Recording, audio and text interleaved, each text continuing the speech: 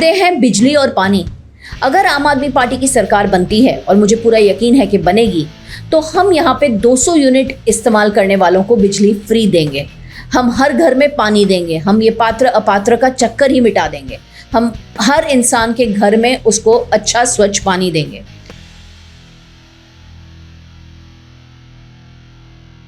नमस्कार, मैं हूं शशांक और आप देख रहे हैं HW न्यूज़।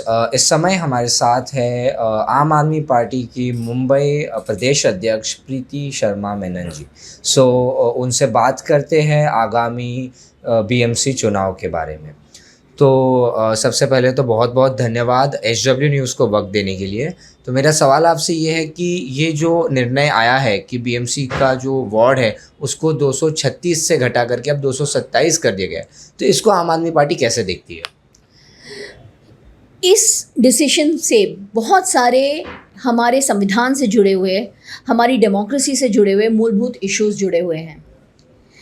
ऐसे कैसे हो सकता है कि हर पॉलिटिकल पार्टी जो आती है वो अपनी मर्जी से, अपने मन से, अपने आप को पॉलिटिकल बेनिफिट देने के मन से डिसाइड करती है कि मुंबई में कितने वार्ड्स होंगे। उद्धव ठाकरे सरकार ने बोला था 236 होंगे। तब स्टेट इलेक्शन कमीशन ने हमें बनाया था कि जनसंख्या बढ़ गई है, इसीलिए वार्ड्स बढ़ाई गई हैं।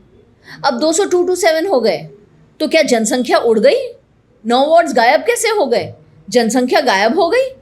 इसका जवाब हमारे को कहीं से नहीं मिल रहा है।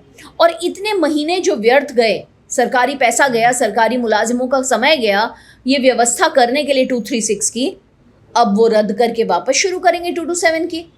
इसका मतलब है BMC में कितने और महीनों तक सरकार नहीं बनेगी? BMC के ब्यूरोक्रेट्स अपनी मनमर्जी के निर्णय लेते रहेंगे। 3 दिन पहले BMC ने 5,806 करोड़ के टेंडर एक दिन में निकाले।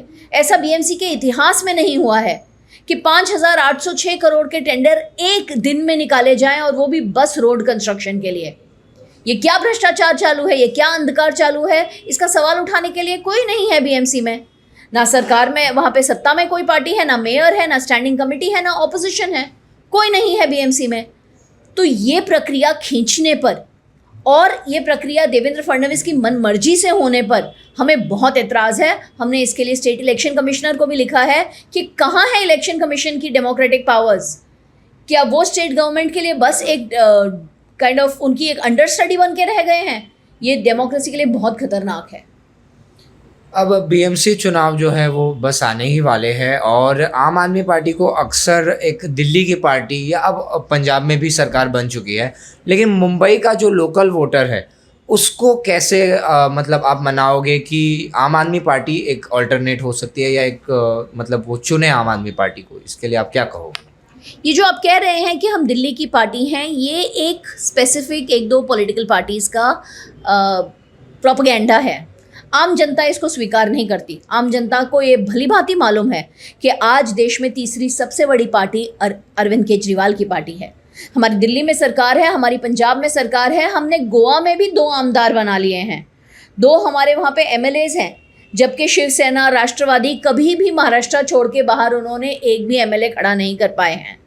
तो हमारी सबसे तेज़ी से बढ़ती हुई पार्टी का महाराष्ट्र में लोग स्वागत कर रहे हैं, बेसब्री से इंतज़ार कर रहे हैं दिल्ली मॉडल ऑफ गवर्नेंस का।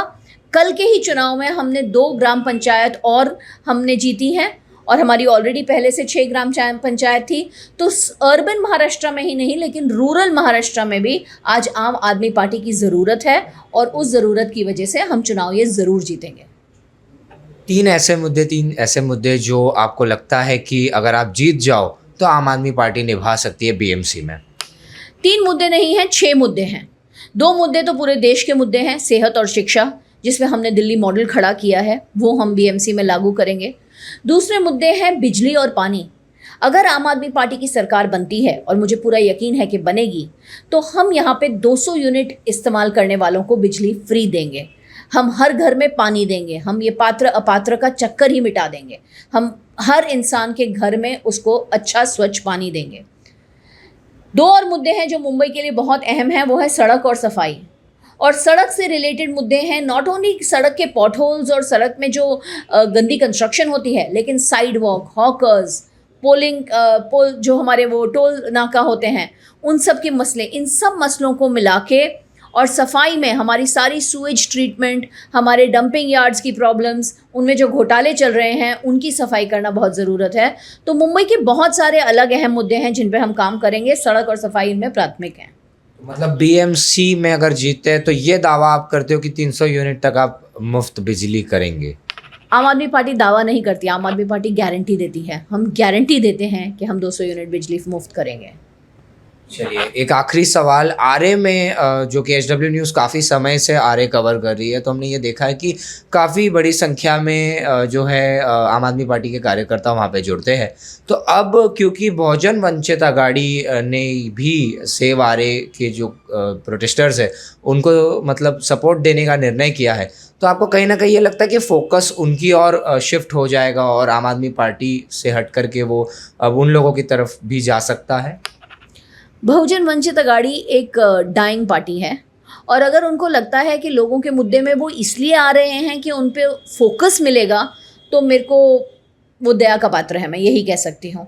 आरए का मुद्दा किसी को फोकस छीनने के लिए अगर कोई उस इरादे से आ रहा है तो ना आए, लेकिन अगर आरए के मुद्दे में आप काम करने आ रहे हैं तो आपका स्वागत है, क्योंकि मैं खुद 2014 से आरए के मुद्दे के लिए लड़ रही हूँ। 2017 में मैंने, आम आदमी पार्टी ने खुद प्राथमिकता लेके, हमने पैर उठा के सारी पार्टियों को बोला था कि लिख के दें कि वो आरए का सपोर्ट करेंगे, जिसमें राष्ट्रवादी, कांग्रेस, मंच से बहुत सारी पार्टीज़ ने लिखित में दिया था हमें कि वो हमें आरए में सपोर्ट करेंगे।